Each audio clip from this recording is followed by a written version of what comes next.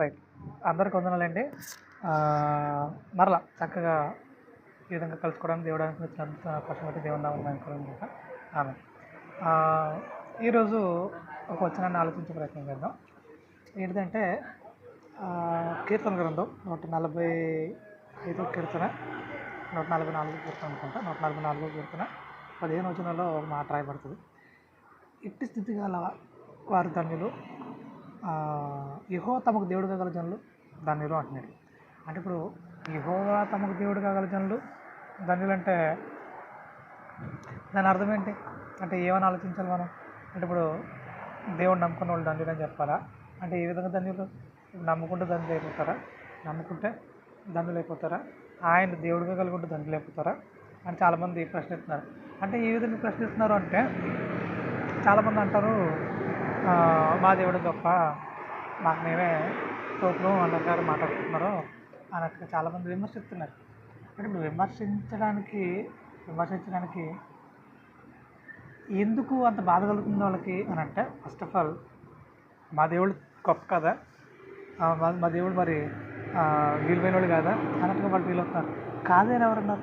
ఇప్పుడు మీరు ఎవరైతే కొలుస్తున్నారో వాళ్ళు మీకు గొప్ప ఉండొచ్చు, మాకు ఈయన గొప్ప అంతే తప్ప ఇప్పుడు కాదని ఎవరున్నారు? ఒకటి ఏంటంటే, మీకంటే మాదే గొప్పది, మీదంటే మేమే గొప్పలు అని అన్నారు ఇంకో, ఈ విషయంలో గొప్ప అనే ఒక తారతమ్యం వస్తుంది, మనం మాట్లాడుకోవచ్చు. అంతే తప్ప మీరు చాలా చెడ్డోళ్ళు, మేము ఒక్కళ్ళు మంచోళ్ళము అని ఎవరైనా మాట్లాడితే అప్పుడు దాన్ని గొడవ దిగొచ్చు. అంతేగాని మాది మేము గొప్ప అని చెప్పుకుంటున్నప్పుడు, మా తండ్రి గొప్పోడు, యేసుక్రీస్తు పరిశుద్ధుడు అని మేము చెప్పుకుంటున్నాం, సంతోషం. ఇప్పుడు మీకెందుకు బాధ కలుగుతుంది అని అంటే, మీరు నమ్ముకున్న వాళ్ళు ఎవరినైనా ఆ పరిశుద్ధత లేకపోతే, ఆ యథార్థత లేకపోతే, ఆ నీతి లేకపోతే మీరు భయపడాలి, బాధపడాలి.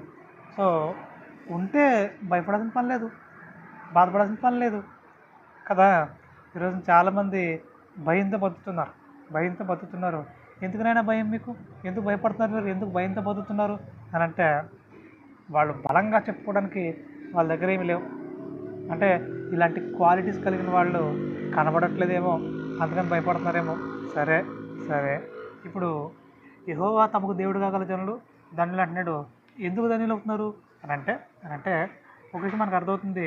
ఏమనంటే, ఆయన పరిశుద్ధుడు. ఇప్పుడు ఆయన దేవుడుగా గల జనులు పరిశుద్ధులు, మరి ధన్యులా కాదా? ఆయన యథార్థవంతుడు, మరి ఆయన దేవుడుగా గల జనులు యథార్థవంతులు.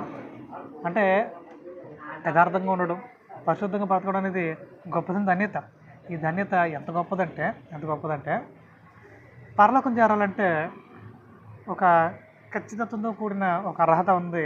అది ఏంటిది అంటే పరిశుద్ధత. పరిశుద్ధంగా లేనోడు తండ్రిని చూడలేడట, పరిశుద్ధంగా లేనోడు పరలోకం వెళ్ళలేడట.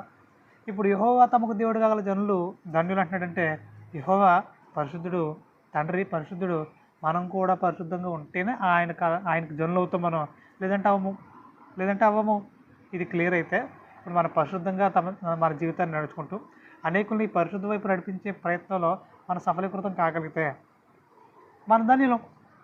అంతే తప్ప చాలామంది అంటారు, మేము కూడా యేసుక్రీస్తుని నమ్ముతామండి, ఆయన దేవుడేనండి, ఆయన కూడా దేవుడే, మేము నమ్ముతామండి, మాకు ఇష్టమేనండి, యేసుక్రీస్తు అంటే మాకు ఇష్టమే అని చాలామంది మాట్లాడుతుంటారు.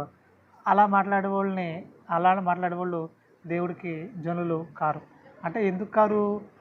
ఇప్పుడు వీళ్ళ పిల్లలండి అని చెప్పుకోవాలంటే వాళ్ళలో మీ క్వాలిటీస్ కనపడాలి, మీ పోలికలు కనపడాలి, మీ ఆలోచనలు కనపడాలి. అప్పుడు వీళ్ళు నా పిల్లలని చెప్పుకోగలుగుతానికి అవకాశం ఉంటుంది.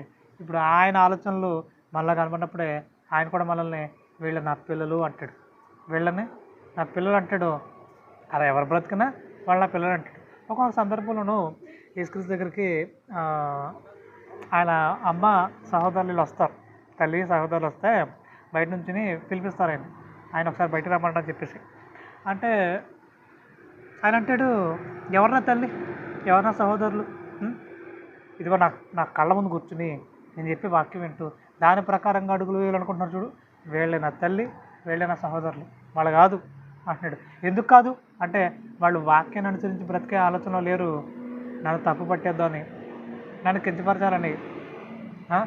ఇంకేదో ఆలోచనలు ఉన్నారు తప్ప వాళ్ళు నా ప్రకారంగా అంటే నా వాక్య ప్రకారంగా నడుచుకునే ఆలోచన వాళ్ళు లేరు. అలా ఎవరు లేకపోయినా పిల్లలు గారు ఇప్పుడు మేము క్రైస్తవులం అని చెప్పుకుంటూ ఆయనకి ఇష్టానుసారంగా బ్రతకపోతే, మేము క్రైస్తవులు అని చెప్పుకుంటూ ఆ వాక్య ప్రకారమైన అడుగులు పడకపోతే వాళ్ళు కూడా దేవుని పిల్లలు గారు. వాళ్ళు కూడా దేవుని పిల్లలు కారు. ఈ విషయం మీకు అర్థమైతే యెహోవా తమకు దేవుడుగా గల జనులు ధన్యులు అంటున్నాడు. అంటే ఆయన పరిశుద్ధుడు కనుక మీరు పరిశుద్ధంగా ఉండాలన్నాడు. ఆయన యథార్థవంతుడు కనుక మీరు యథార్థవంతుడుగా ఉండాలి అంటున్నాడు. అలా ఉన్నవారు ఆయన పిల్లలు అంటున్నాడు. అలా ఉన్నవారు ఆయన జనులు అంటున్నాడు. అలాంటి జనులు దండులు అంటున్నాడు. అలాంటి గొప్పదైన దండితులు మనందరం ఎదగాలని, అలాంటి గొప్పదైన దండితులు మనందరం వర్ధిల్లాలని దేవుడు మనస్ఫూర్తిగా కోరుకుంటూ ఈరోజు ఈ విషయం మీకు తెలియాలని నా ద్వారా ఆ ప్రేరణ కలిగించి మీ ముందుకు తీసుకొచ్చాడు. ఖచ్చితంగా లోతైన జ్ఞానంతో నింపబడుతూ అనేకులకు ఆశీర్వాదకరంగా, అనేకులకు దీవెనకరంగా, అనేకులు సత్య సంబంధులుగా తీర్చిదిద్దే మంచి పనివారిగా మనం ఉండాలని మరొకసారి జ్ఞాపకం చేస్తూ నా మాటలు ముగిస్తున్నాను. ప్రార్థన చేసుకుందాం. పరిశుద్ధులైన తండ్రి, ఈ విధంగా మీ సన్నిధిలో కనపడడానికి, మీ పిల్లలుగా ఉండడానికి మీకు కలిగి ఉండాల్సిన అర్హతలు ఏంటో తెలియజేస్తూ వచ్చారు ప్రభా. Thank you so much. నేను నమ్మకం కాక ఖచ్చితంగా ప్రభా మీ కొరకు నమ్మకంగా అడుగులు ఇస్తున్నాయినా అనేకులకు ఆశీర్వాదకరంగా ముందు కొనసాగడానికి ద్వారాలు తెరుగు పెట్టుకుని ప్రాధాన్యపడుతూ మీ సహాయాన్ని అర్థిస్తూ త్వరలో రానైన ముప్పై రక్షకుడు నేను క్రీస్తు శాశ్వత గోత్రమైన ఈ ప్రార్థన మనలో అడుగుతున్న పర్లోకం తండ్రి. ఆమె వందనాలండి. Thank you so much. మరొక విషయంతో మళ్ళీ కలుద్దాం.